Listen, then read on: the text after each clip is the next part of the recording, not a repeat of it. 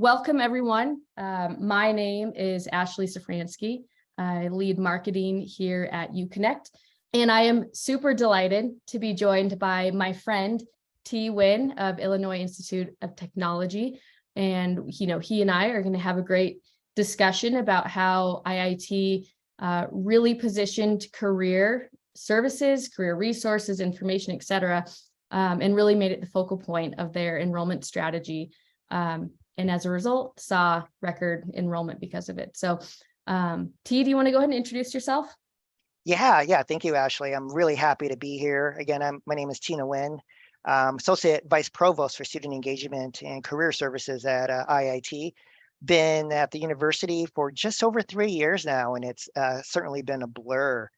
And we'll dive in a little bit more into the areas that I oversee as well. But in summary, they include not only career services, but many of the student life functions at the university, including residence life, campus life, now pre-college, and some of the wraparound support services through one of our scholarship programs.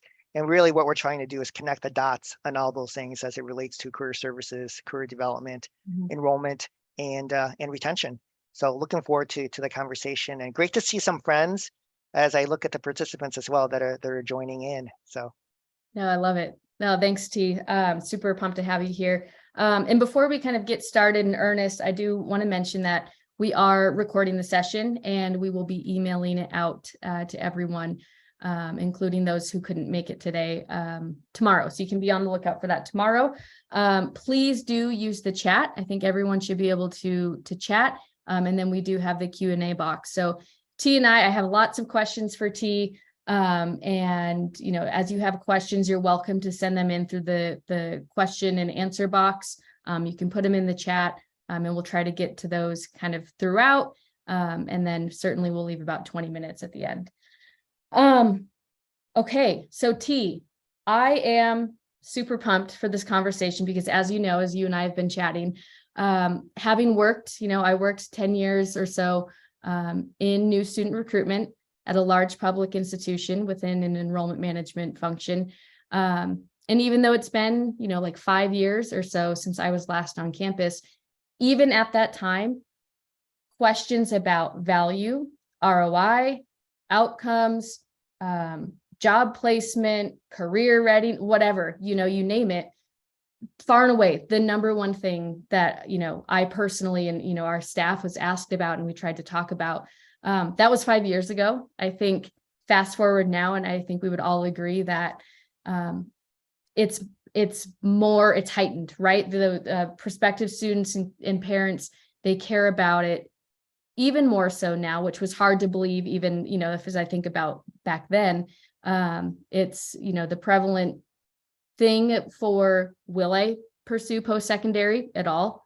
And then if I do decide to, where? So I think this conversation is super timely, and I'm just, delighted to have you here. So you kind of mentioned, T, a little bit about, what you oversee and kind of the different functions in your role, but I always love to kick things off with just a little bit of, background and context setting. So maybe you can talk a little bit about, your career services team, where you're situated organizationally, IIT in general, just anything that you think would be helpful to share. Yeah. Thanks, Ashley. Happy to kind of give a little bit more context and details behind that. So the career services team here is, right around actually eight people, but I like to think really the career services team is actually 20 plus people, because when I look at all the areas that roll up to me, so to speak, we're all focused on one thing in many ways, and that's the student experience. And really, I think at IIT or Illinois Tech, that's how we're really trying to define career services and career development. It's about the experience.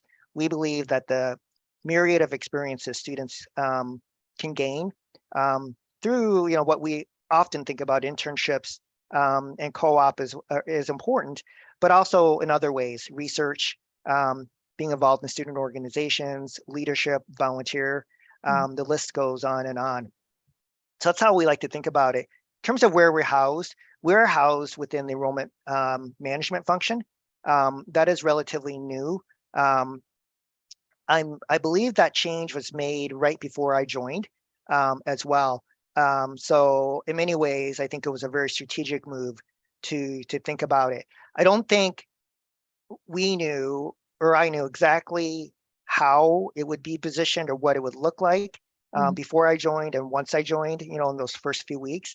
But it quickly took shape as well, in terms of the focus on how to position career services and how it, in this case, ties into the enrollment management and recruitment functions. Mhm. We'll get into this a little bit too. I think, at the surface, it's easy for someone to hear like, oh, well, you're under the enrollment management umbrella.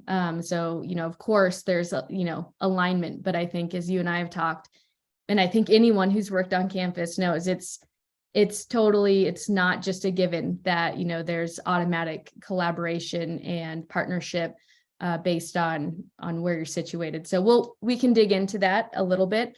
Can you share just even a little bit about, your journey and your background? I know you spent a number of years at Northwestern, but I would love just to hear, you oversee so much now, but just, the progression to how you got to where you are now.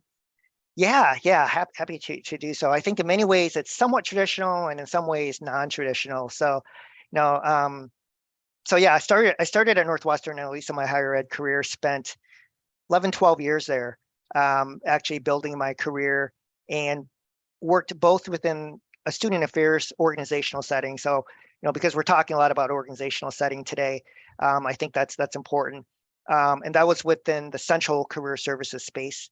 At that point in time, it was known as University Career Services, and then moved over to the academic side, where I was with the McCormick School of Engineering at Northwestern, and being a part of the co-op and internship programs there. So really being on the academic side in addition to the student affairs side. And then roughly 10 years ago, it goes so fast, made the move to my first director level position at University of Illinois at Chicago, UIC, and had a wonderful experience there, in terms of really, helping, working with the team and integrating career services there, within a large public university setting. And that really led me to Illinois Tech IIT, just over 3 years ago. So a little bit of private university, well, actually a lot of private university experience, and quite a bit of public university experience as well. The only thing I will say is, it's all been in Chicago, and I love it. But I keep getting a little bit further from home in terms of my commute. So that's probably the hardest thing these days. So. Yeah. No, that's great. I appreciate you sharing that. A pretty remarkable career so far. So, well, let's work backwards, right? So we're talking about record enrollment, which is just, what a fantastic outcome. And, kudos to you and the whole team at IIT. I think amid everything that's going on and all of the headlines that we all read, to be one of the few institutions that can say, hey, we increased enrollment this past year, I think is pretty remarkable. So hats off to you all. I think it'd be great just to start with some stage setting, right? What was the problem? I think we know the problem, right? But like, how did you all think about the problem that you were trying to solve?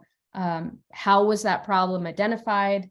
What was the timing like? So if you think back, what was it, a little over a year ago, T? Okay. So maybe that's Exactly. a good place to kind of get going. Yeah, yeah. So this started really, definitely about a year ago. And like all of us probably on this call, we were coming off of what we still are, COVID. Mhm. And all of our enrollments were impacted by that. And not only deferrals, but lessening of the application pool and so forth. And students really, I think, taking a hard look at higher ed, Mhm. in a really difficult time. And I think as a team, and when I say as a team, the enrollment team, plus some, we realized that we needed a new strategy, that what we were doing, wasn't going to work in this environment. And what's interesting is we had this framework that was sitting around, and we were starting to build on it, called Elevate. And it's been in existence for, probably at least 5 years. And I certainly didn't come up with it. One of my, dear colleagues did. And we decided to jump on it and really reframe what Elevate meant for the university.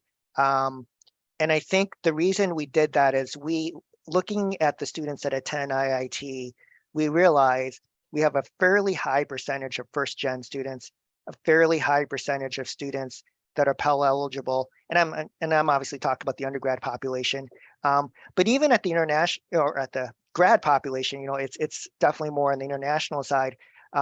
There were some common themes, and the most common theme was students were thinking about jobs and careers, and thinking about social mobility as well.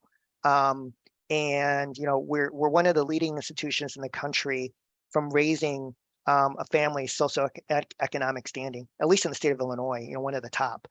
And so we thought we had something that we could really jump off of, and that was, Elevate, which is really focused on everything co-curricular in terms of the experience.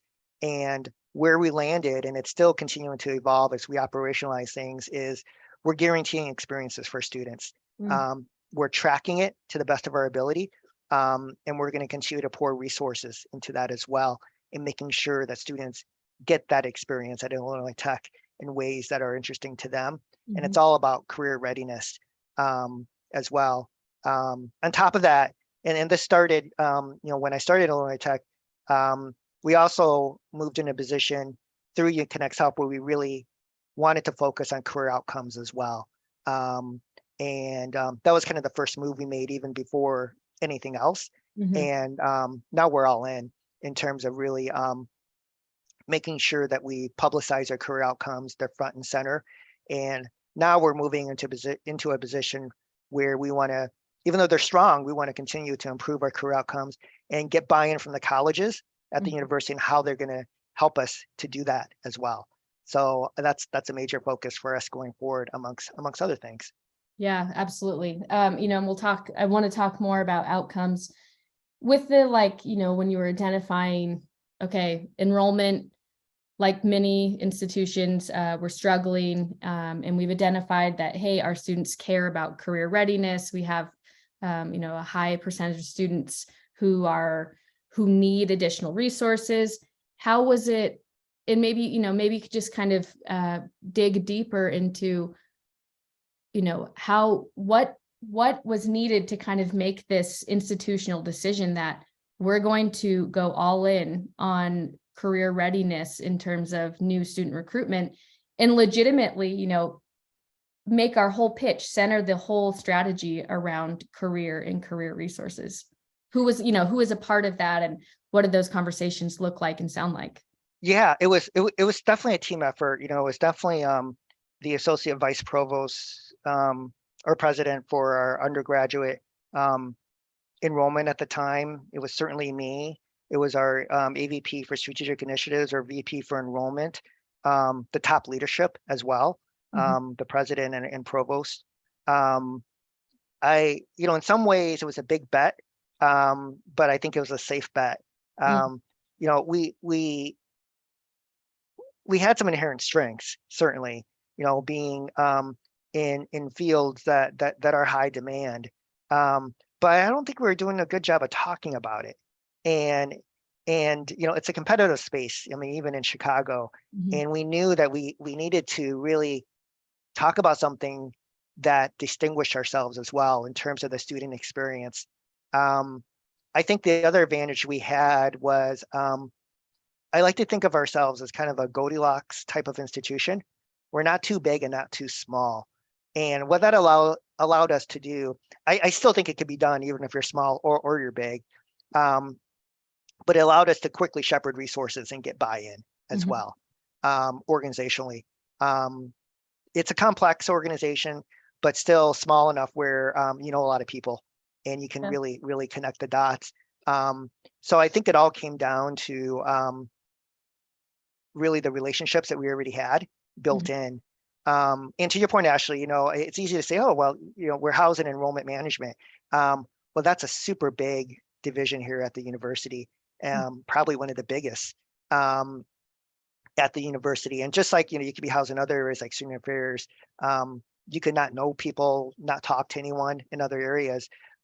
So regardless of where you're housed, I think there needs to be a lot of intentionality in thinking about that strategy and how you position career services, career outcomes when it comes to the overall recruitment strategy. Yeah, yeah, absolutely. Thanks for digging in a little on that. I think there's two sides to all decisions, right? There's like, we've made the decision about the strategy, which is great. We're going to do that.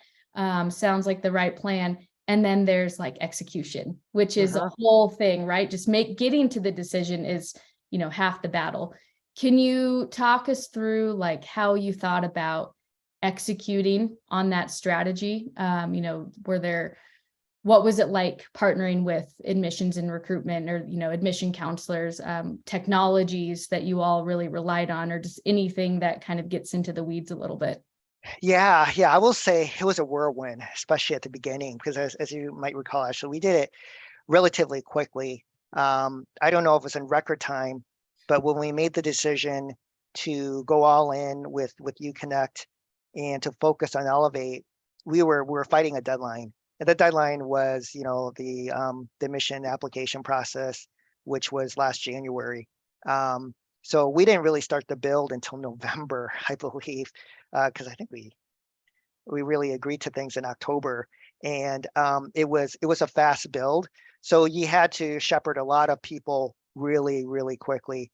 And I think what made it work is we had the right people in place within my org. Few key people within career services and the campus life team were central to making this work. So I don't know if it's a little bit of happenstance, or we had good vision, but we had the right people with the right talent to help move it along. And then getting our Office of Technology Services on board too, quickly, because the challenge that we were running into is we were a little bit off cycle in terms of we have this project management function at the university, which actually works well, but we were off cycle in terms of wanting to get this done. But folks quickly realized that this was a priority for the university, and kind of rallied around it in terms of getting focusing on the strategy, getting what we call the portal up, and syncing it up in terms of the admission strategy as well. So lots of meetings, almost daily. It was a quick build, and it was certainly fast. We had to pivot multiple times as we figured out what we can do and can't do and so forth as well. So yeah. So lots of meetings. That doesn't shock me at all. But I think that's great. I think it would be helpful maybe I might just pull up, because we were talking about, this mysterious platform or page, and maybe as I do that, you can talk about when we refer to Elevate, like our Elevate portal platform, whatever, UConnect, we can just kind of show what that looks like. So I will share my screen, and maybe you can kind of talk through it a little bit. Yeah. So let me start with Elevate, because I see that question in the chat, and that's definitely a good, relevant question. So Elevate, one way to think about it's elevating your future. And so it's just as much of a catchy term as it is what we believe in. And it's really about making sure that students have access to, in some ways, a marketplace of opportunities and experiences. That's one way to think about it. And but where we're taking a little bit further is making sure that there's a proper mentoring and advising that coincides with that marketplace, to ensure that students are mindful of all the opportunities that are available. So one of the things that I like to talk about when I frame Elevate for various folks is that I think universities in general are really good, actually, at offering experiences and opportunities. I think we've done that well for many, many years. I think what we're not good at is making those resources apparent to students as well. And this is our attempt to do that. And we quickly realized that UConnect was going to be a big part of that strategy, that this could be our central portal or landing pages for the experiences at Illinois Tech. So, as Ashley scrolls, you can kind of see the major categories here, and we define it by resources. And you can see from an enrollment standpoint, we have it this is very strategic in terms of having these breakdowns by admitted undergrad, current undergrad, and so forth as well. And then major stakeholders, success team. This is something we're still building out as well, but making sure folks were aware of the resources that are available at the university. And then I think what's many of us are more knowledgeable about is the actual opportunities. But what we're really trying to do, I think, is in terms of career services, is thinking about career services a little bit differently. Hence, you see study away or study abroad there, research. We even have featured classes as well. And then what's really unique is what we call Blueprint. That's under Develop Your Plan. And this was developed in-house, and we're using UConnect, the Elevate portal, to house it. And Blueprint is really a document that starts the planning process for students, where they can start envisioning how their co-curricular experiences can coincide with classes and so forth. And so we're utilizing that, and all this information is fed into Salesforce as well once they fill it out. So we have a record of it. And so we're just getting going on it. I think it all looks good, right? But operationalizing it is hard work, and have to admit we're still doing it.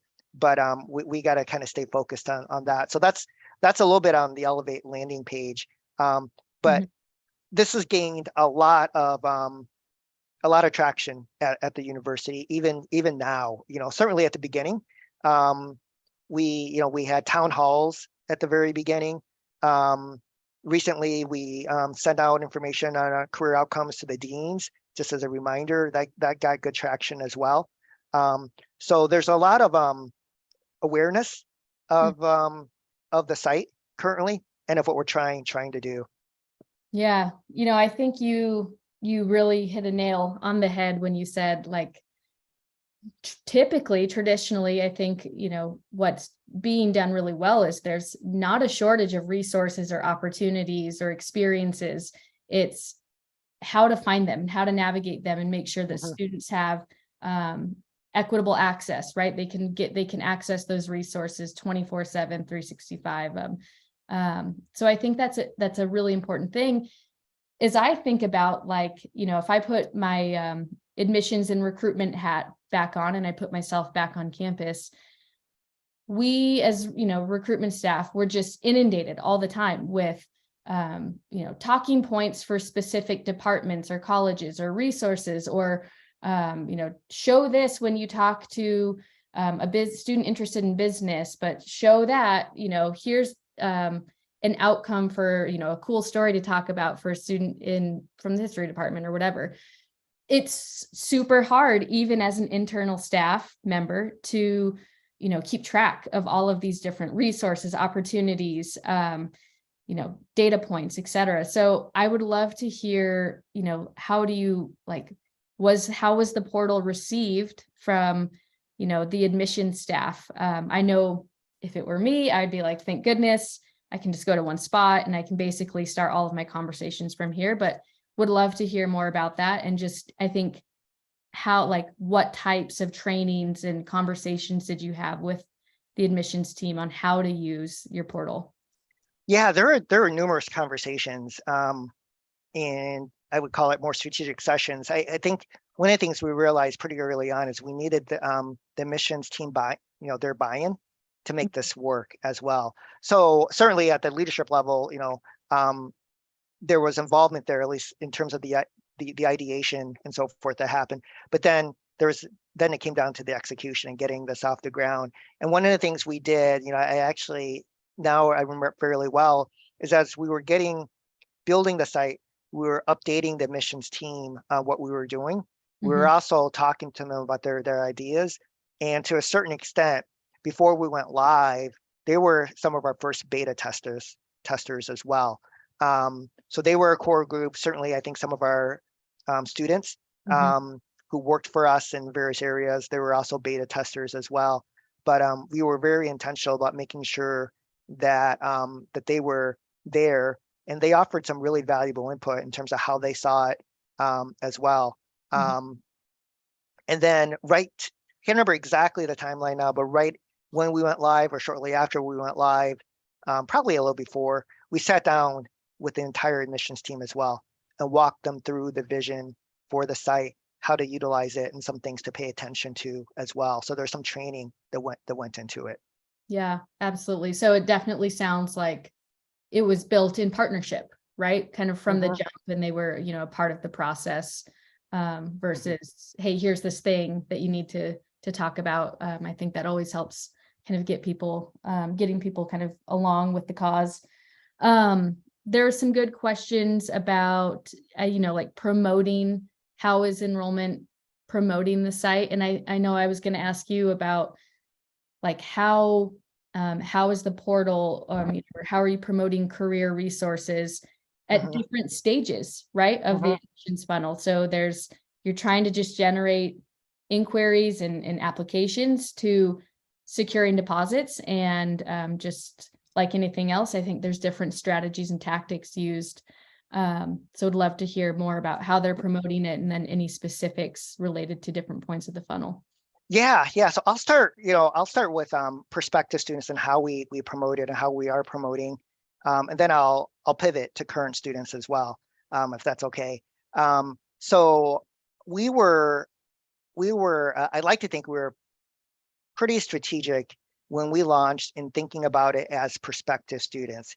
We actually went live for prospective students before we went live for current students. Interesting. So that was a part of our overall strategy and timeline. And we wanted to make sure that the content was synced up, to really connect with those prospective students. And in terms of the admissions information going out to those students, we're very strategic as well in terms of the timing of when we made students aware of the Elevate site or even the Elevate initiative. So it was very strategic and very much based on timing as well. Um, and that continued through much of the spring semester.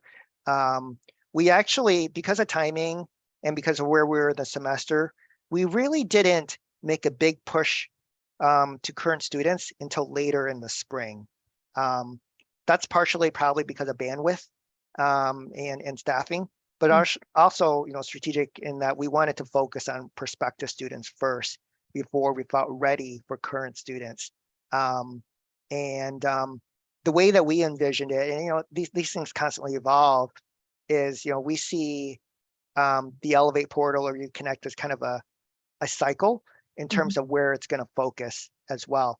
There's always going to be a focus on current students, but where we really are thinking about content delivery and where we're going to make a push is going to change throughout the year. So fast forward to now, November, which is hard to believe, and because it's still pretty nice in Chicago. Um, and we're definitely focused on current students Mhm. right now and making sure we keep Elevate front and center for our current students. So one of the things that we just recently did is we're having Elevate Month, and we're tying it into National Career Development Month, which happens to be in November. So we did a big kickoff actually in October, tied it in with Family Weekend, got a bunch of t-shirts with Always got to have the yep, t-shirts. yeah, Yeah. with the Elevate logo. One, that has a little bit more of an austere look to it, nice design. The other, a little bit more cartoonish. Mhm. Serve all audiences, and held a big kickoff in one of our kind of rec facilities that we call the Bog. Invited families and students there. Had a chance to talk about Elevate there, and then kind of continue that theme throughout the weekend, and now through this month as well. We're hosting a number of career services events, large and small, and we're framing it all around Elevate. And that's how we keep it front and center. And certainly the portal is a big part of that. Folks know about it, even folks on the technical side these days. I was just on a call this morning, more about single sign-on and some changes we're making. And the Elevate portal was one of the systems we were looking at. So it's really interesting to kind of see how far we've come in just a year, where it's just kind of talked about normally as other systems on campus from, in this case, more of a technical security side of things. So Yeah. I mean, that's fantastic. I mean, I mhm, think that really lends itself well to people have to know about the resources and they have to have access to the resources. And it lends itself to just making sure that, career is, deeply embedded into all aspects of the student journey, from prospect through graduation and hopefully and beyond. So, I think that's really great. I'm watching time. I still have lots of questions. So I want to dig into outcomes data. That I think that's a really big topic. Can you talk about, how outcomes data, and I'm going to pull up your outcomes data on your portal, as you call it, here in a moment, so folks can see. Can you talk about outcomes data and how specifically, you all are using it as part of the recruitment process, and how you think it's really benefiting and helping students to visualize, go from just hearing stories like, oh yeah, you could do this or that, to, oh no, actually our students are doing this and that, take a look. Yeah, we're using it, I think, in a very intentional way in terms of telling the story for prospective students and even current students and other stakeholders at the university. So, one of the challenges I think in the career services space is talking about career outcomes, and we wanted to make it easier for an external audience to really see the career outcomes and be a little bit more transparent about it. So, the UConnect outcomes pages allow individuals to filter by year, school, program, internship status. In this case, if they completed an internship or not. And this is all collected through our first destination survey data. So we follow the NACE guidelines. So it's connecting data through survey, and then secondary, we're scraping LinkedIn and so forth as well. And then we're using National Clearinghouse data, OPT, and CPT data to fill in the gaps.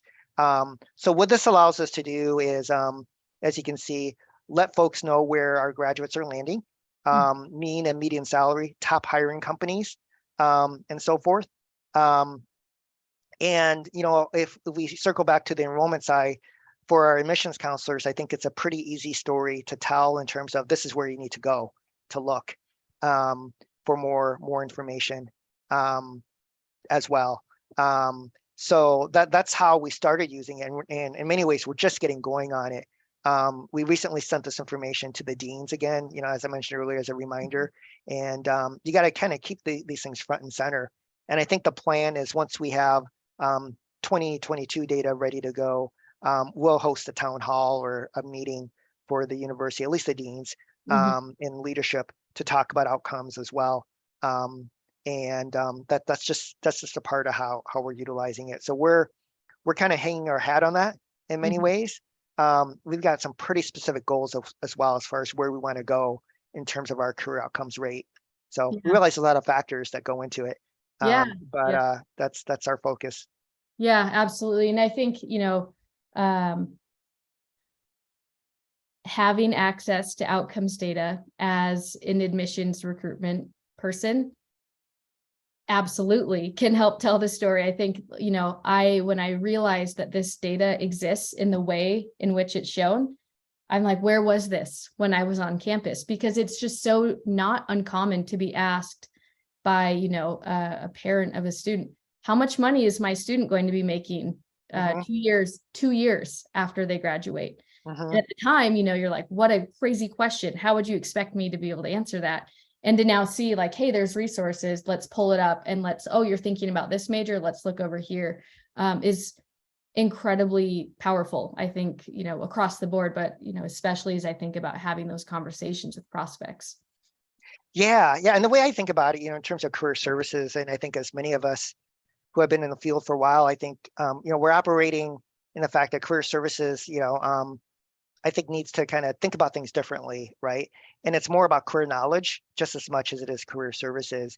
And that we're, not only do we want to offer the best services for our students in terms of advising, resources, and so forth, we also are a knowledge center as well.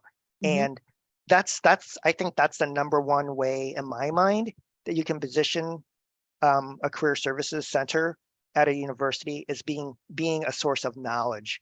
And if you have something that other folks don't have, and you realize it's an important part of the overall strategy. It's something you can really connect with and leverage in terms of the overall strategy. And I think that's something that we're doing here at Illinois Tech, and we're continuing to refine it. But it allows us to tell a story as well, which is really important in the kind of work that we do.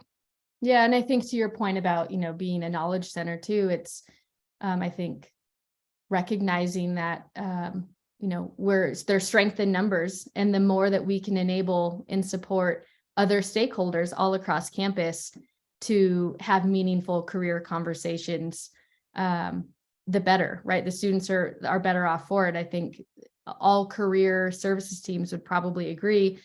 It's not possible for us to, meet one-on-one and serve every student in the way that we want to. Thousands of students, the ratio just, the numbers don't work. And so I think it's being really comfortable with saying we're okay with being the facilitators of career services and career knowledge. Exactly. Yeah, it's about scale in many ways, and that's what we're trying to do, through UConnect and other resources and avenues. It's about thinking about how you connect with students through technology, through ways that reach, just make information more accessible. And that's engagement to me. It may not be how many of us who kind of grew up in the field traditionally have measured engagement, but that's engagement. When you look at, okay, how many students are looking at the portal, how many are diving into a particular area, that's engagement. Yep, absolutely. So before we turn over, I'll open it up for open Q&A here shortly.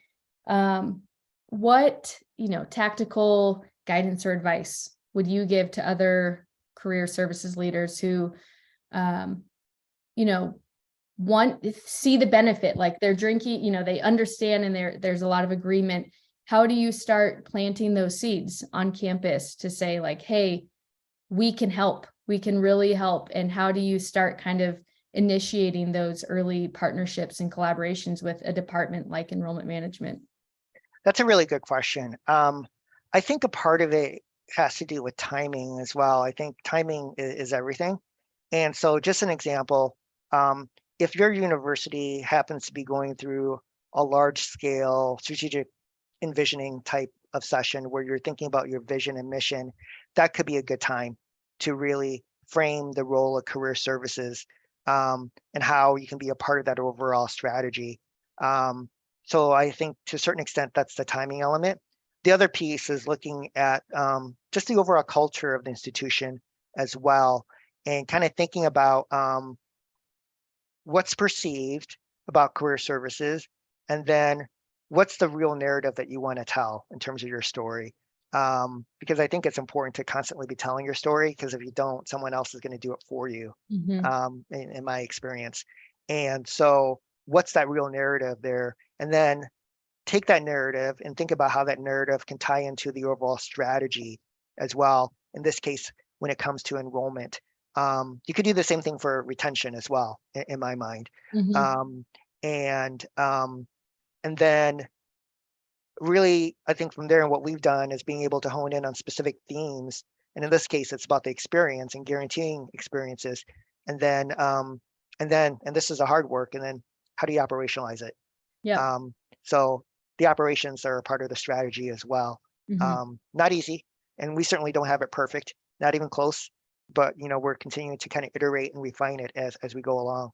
Yeah, absolutely. Definitely a process. And I know you and I have talked about, you start, so there's always the work to be done. And I think, you even acknowledged, hey, we take a step back and look at, we had a good year for enrollment, but there's always the next project to be working on. I think that leads me into just a question about, the other side of the, no, it's never fun to talk about, enrollment in terms of revenue, but it's just kind of the fact of everything. The other side of the coin is, okay, so you've enrolled new students, you got to retain the ones you have. Can you speak just briefly about, if you all are looking ahead to double down on retention using kind of this elevate the portal or this concept? We are. It's a big part of our strategy, actually. So I would say in some ways we're just getting going on it, but we believe that experiences lead to community. And when you look at kind of the whole George Q and high impact practices, connections to community, which can happen through experiences, is a big part of the retention process. So that's one way in which we're using Elevate to really focus and double down on retention. So I think what it comes down to, I think, is students need a sense of belonging, and experiences are one way to do it. It could be through student employment, working on campus. It could be through research, student orgs and leadership, and that's all about experience. And as we know, by the time the students get to interview for an internship or a job, they're going to be asked to articulate those experiences as well. And the stronger the experiences they have, and the more that they are able to articulate those experiences, they're going to be better off. And I think that's really the goal. So yeah, I didn't say this, but someone said this to me recently, is I think to a certain extent you have to think about things in terms of revenue as well. And the two primary drivers of revenue at a university is enrollment, and then retention as well. And I think if we think about those things, and it's not an either or, you can really align some of your strategy in terms of how you serve students programmatically and so forth, to hone in on those areas. Yeah, absolutely. I do see some questions in the chat and in the Q&A box that I'll get to. I think one of my last questions for UT, and I feel like I keep saying one of my last questions, but I would love, what a cool journey that you all have been on in this last year, and obviously lots of work to be done, but would love to hear about, how is this partnership or this initiative that you all kind of embarked on in the last year, how has it changed the role of career services at IIT? And for you too, specifically when you started on campus 3 years ago, how has your role changed, and what types of conversations or meetings are you a part of now? Yeah, I think it's changed drastically. My role and the team's role as well. And I got to acknowledge the team as well. This has been a huge team effort. So it certainly wasn't just me. It was a lot of thought leadership went into this, and a lot of hard work. I think it puts us at the center of the conversation at the table for all things related to strategy and so forth. I'm surprised sometimes that I'm on the same email string as the top leadership at the university about some key things, provost and president and so forth. I don't know if that's a good or bad thing, but that happens often. And then in terms of strategy as well, we're right in the middle of it in terms of how we think about where we're going to going forward in terms of an organization, and how we continue to reposition ourselves. So it means that we're in the middle of a lot of things. So certainly has changed a lot for me in terms of how my role is viewed, and going forward. And I think it also has changed how career services is viewed as well. And I think we're at the point now where it's more so maybe at a tipping point where folks will say, oh, we see what career services can really do and provide. I get it now. And I think that's where we are at this stage. And the leadership, and I've heard this, will say, okay, we're not doing this without career services. They're going to be in the middle of this as far as where we're going. And I think there's that realization. So that's good to hear.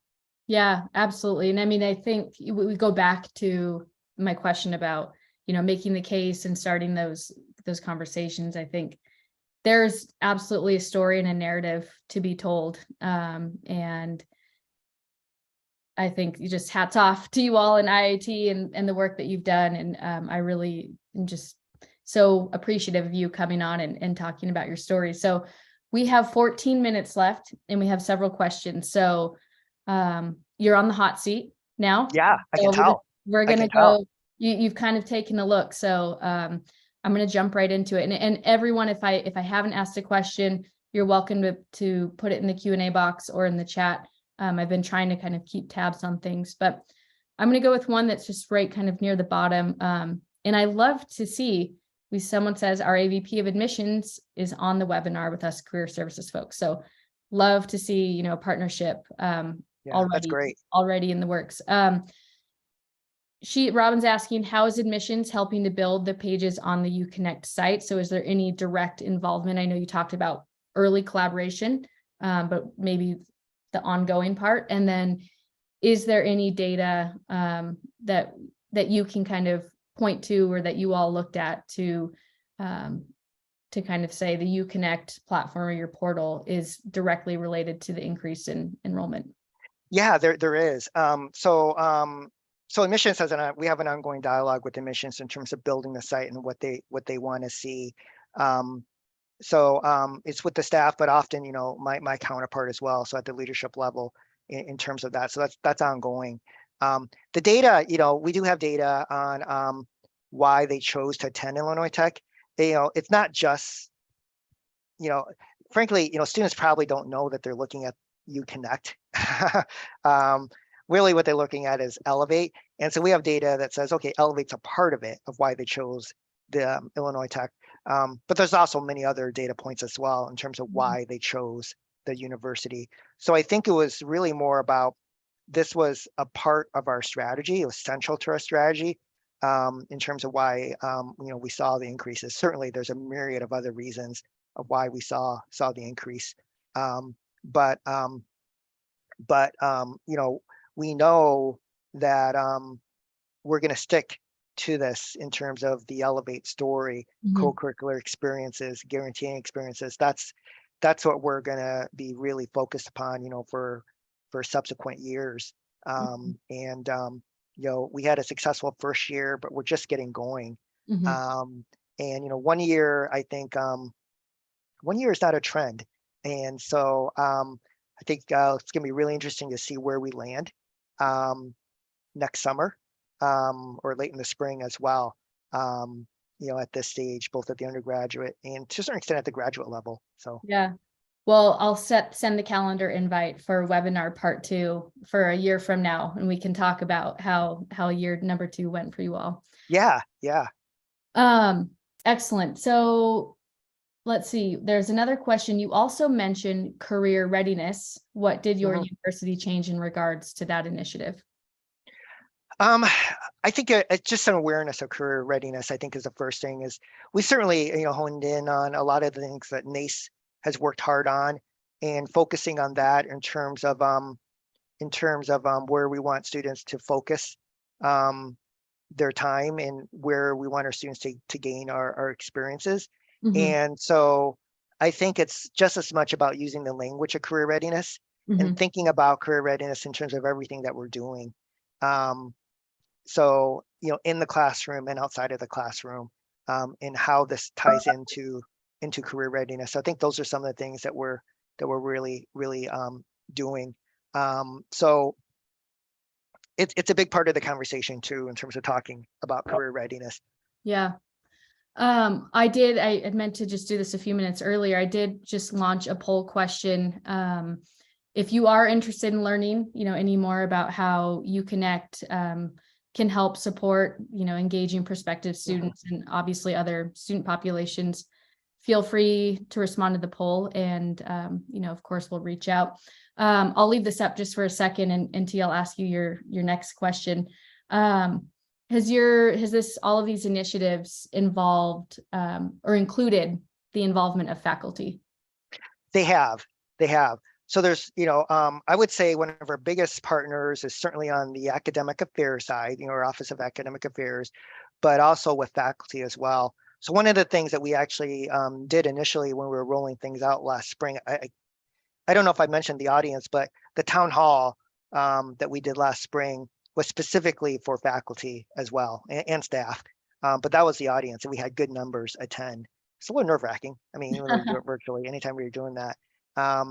And certainly I've presented on this, you know, in various committees and so forth as well at the university level. Faculty are definitely aware. I think the challenge with anyone is you got to continue to tell the story.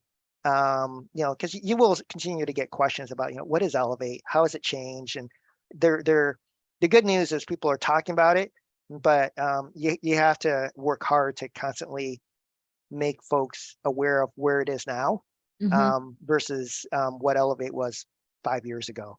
So. Yeah, absolutely. Um, can you share any insight into your funding model for UConnect? Are you relying on grants, operational dollars, both? Is there funding, cost sharing among different departments? Anything that you can chime in on that? Yeah, right now it's operational in terms of how we utilize it. We're in the position here, where certainly in terms of career services, we're in the position where we can generate revenue as well. And so I think down the road we'll be looking at models where it's a combination of operational and revenue, that helps pay for the expense or subsidize things. Mhm. We're kind of because of the space we're in at the university, I realize that there's different flavors of career services offices at a lot of universities. So we're really kind of the central office. There's a law school, and our business career center is a strong partner with us, but we're kind of in the position to really drive things forward. Mhm. So that's a part of how we're organized as well. So that's why a big part of it's coming out of the enrollment, operational side of things at this Yeah. particular stage. So. Yeah, no, that definitely makes sense. Um, there was a question about, and you've kind of spoken to this, but I think as it relates specifically to other divisions and other departments, like how did you all go about getting buy-in and participation from others to get those different experiences to populate in your portal? So, study abroad, events, classes, etc. Yeah, I think it's a good question. Um, I think it's being able to tell the story again, and the value is really the key, and making sure that the team is all on point, in terms of what that value actually is. So really kind of having your talking points Mhm. and being able to hone in on it. I think is important. So even though the orgs that the offices that roll up to me, there's a number of them. Even I have to work hard to make sure that I'm constantly talking about the value as well, um, of Elevate, of UConnect, and what we're trying to do. And I think you focus in on that. You connect it to the experience again. So really being able to stay on point. So Mhm. even though you could think, oh well, they report up to me, of course they're going to align it. It's not. It doesn't quite work that way. So. Yeah. Internal marketing is in selling, right? Is like you're Yep. always having, and you've talked about that earlier. You always just be repetitive. You continue to talk about, the value prop, the message, the mission, etc. So that makes a lot of sense. Yeah. A good example of that is last weekend. We did a virtual global gathering, and we had a good number of alumni attend from around the world. It was all focused on Elevate. Well, not all of it, but a good Mhm. portion of it. So two of our key staff members presented on Elevate from the career services and campus life side to almost 100 alumni from around the world, and then I presented in terms of Elevate and the alumni connection, with an alum as well. And even our president, and our vice president for enrollment had Elevate in their talking points. So it's the ability to kind of stay on message, Mhm. um, and really make sure that we're sticking to that with our audiences. And so I think that's something that we've done pretty well. Yeah, that's great. Last question, and I know you have a meeting immediately after this, so I'll get you off here. Yeah, I do, to my dismay. Um, So. yeah, of course. So there's always something to run to. This goes what you mentioned this way back early in our conversation about when you all were preparing to kind of build and launch your portal, that you were able to partner with, a group like IT on campus. Mhm. Any tips and tricks for just partnering with an IT department to kind of like, this is a priority? How can we, get things moving along quickly? um I think it comes down to the relationship, and you got to decide who is going to be that point person or persons on the relationship side with IT. In our case, we had a really wonderful project manager on the IT side who Mhm. helped drive things along. So I think we're organized in the right way. I think it's being able to know that it's a collaborative process, that they're really trying to help you. They may not understand everything that you're trying to do, but making sure they're a part of that process as well. Especially in our case, when it's really a fast build, and we were working against some deadlines as well. So really focusing on the relationship, that you're in that space with them, explaining what you're trying to do, and then Mhm. and then them working with you and on the Uconnect side as well in terms of those technical elements to make it all work. But I think being there in that space is important. So Yeah, absolutely. Well, there's, one, if you have one last thing, it's just very related. How were you able to get offices other than career services and faculty to see the value of Uconnect and kind of, going all in on it? Did it come from above, or did you drive everything? it was collaborative. So I would say it was kind of from the ground up. A lot of folks were involved. So I think it was. I like to think that it was shared in Mhm. terms of this vision, and it coalesced around this. So a little bit organic, um, but realizing that we had something to coalesce around, and I think that's what we did, and that's what we're continuing to do. Yeah. Fantastic. Well, I feel like that's a great way to wrap things up. T, thank you so much for your time and being willing to hop on and just talk about some of the great things you all are doing at IIT, and congratulations on record enrollment, but always looking forward, right? Always something else to focus on. So Yeah, good luck yeah. to you all, and best of luck wrapping up the semester. Great, great. Well, thanks everyone for joining in. Thanks, Ashley, for having me. Delighted to have this conversation with everyone. I know everyone here just have so much respect for the work that everyone's doing here in this field, having been in it for such a long time now. It's wonderful to see folks join in on this topic. So Cool. And T, can people like connect with you on LinkedIn? absolutely, yeah. Connect with Yeah. me on LinkedIn. I'm pretty visible there. Okay. So feel free to connect. Always happy to share more insights as well. I know we didn't get to every question today, so yeah. Mhm. Great. All right. Have a good one, everyone. All And a right. great rest of your week. Take care. All right. Thank you.